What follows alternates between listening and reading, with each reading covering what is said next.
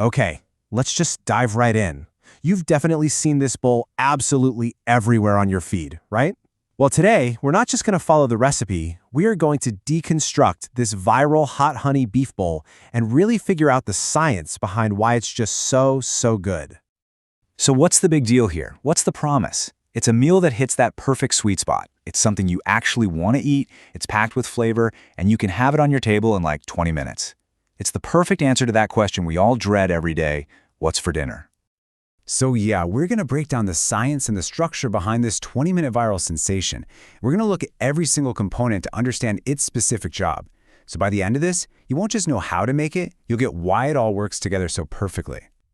You know, the real magic of this dish boils down to 4 key players, what I'm calling the core 4, all working in perfect harmony. Each one brings something unique to the party, a different texture, a different flavor, and when you put them together, that's where you get the wow factor. So let's break them down. First up, the crispy sweet potatoes. These guys provide this amazing sweet and earthy foundation. But the real secret here, the technique, is dicing them into these small half-inch cubes. Why? Well, it's all about maximizing the surface area. That's how you get that perfect, satisfying texture. Super crispy on the outside, but light and fluffy on the inside. Next, we've got the savory ground beef. And this is so much more than just cooked beef. It's a total flavor bomb. The key ingredient is the tomato paste. It adds this deep, rich umami, that savory, almost meaty flavor, which is the perfect counterpoint to the sweetness from the potatoes. Then you let it simmer with a little broth, and it creates this incredible, glossy sauce that coats every single bite. All right, pillar number 3 is the secret weapon: whipped cottage cheese. Now, I know what you might be thinking, but hang on. Look at the goal here. We are not going for that typical curd texture. By using a good quality, 2 or even 4% milk fat cottage cheese and just giving it a super quick blitz in a blender, we turn it into something completely different. And this right here, this is the aha moment of the whole recipe. That one simple step completely changes its personality. It goes from lumpy to this incredibly smooth, rich and creamy base. Seriously, think rich sour cream or the inside of a fresh burrata.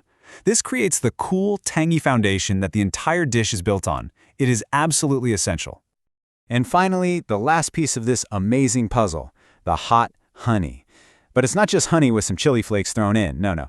The secret ingredient that makes this sauce so dynamic is the apple cider vinegar. It adds this sharp, acidic kick that cuts right through all the richness and sweetness, brightening up the whole dish and keeping it from feeling heavy at all.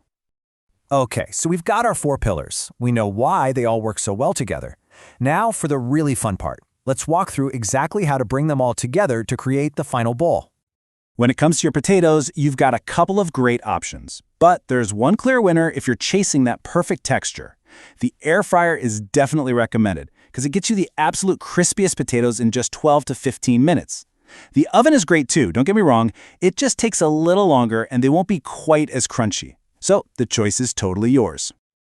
Okay, the beef. Super simple 3-step process. First, you brown it. But pay close attention to step 2. Don't just dump everything in. You want to stir in your seasoning and the tomato paste and let them cook for a minute. This is called toasting or blooming the spices, and it makes their flavor so much deeper and richer before you add the broth to create that beautiful sauce. So while all your hot stuff is cooking, how long do you think it takes to make that incredible creamy base? Just 60 seconds. 1 minute. That is literally all it takes in a blender to turn regular old cottage cheese into a smooth, luxurious cream. It is, without a doubt, the highest impact, lowest effort step in this entire recipe. All right, everything is cooked, everything is ready. Now for the best part, putting it all together and assembling the perfect bowl. And you know, there's a certain way to do this that makes it look amazing and taste even better. You start with the swoosh, just a big, beautiful swoosh of that cool, creamy cottage cheese on the bottom of the bowl. Then you pile on the hot stuff, the crispy potatoes and the savory beef. Next come the fresh elements, like avocado, and for the grand finale, a really generous drizzle of that hot honey right over the top of everything. And this brings us to the final, and maybe most important secret: temperature contrast. This bowl is at its absolute best when the beef and potatoes are piping hot right out of the pan and the cottage cheese and avocado are cold, straight from the fridge. That push and pull between hot and cold is what makes every single bite so exciting. So remember, assemble this right before you're ready to eat. So now that you've totally got the basics down, let's go over a few pro tips that'll help you perfect this recipe and really make it your own. One of the best things about this bowl is how adaptable it is. If you're meal prepping, the #1 rule is to store the hot and cold things in separate containers. It's super easy to make it vegetarian with black beans or lentils, and if you really want to level it up, add a pop of acidity with some pickled red onions or some extra heat with jalapenos. Oh, and don't forget a little fresh cilantro to finish it all off. So there you have it, the complete breakdown of the viral hot honey beef bowl. It really is a masterclass in how to perfectly balance texture, temperature, and flavor. Which, of course, leaves us with just one question. What viral recipe should we tear apart next? Let us know what you're seeing out there.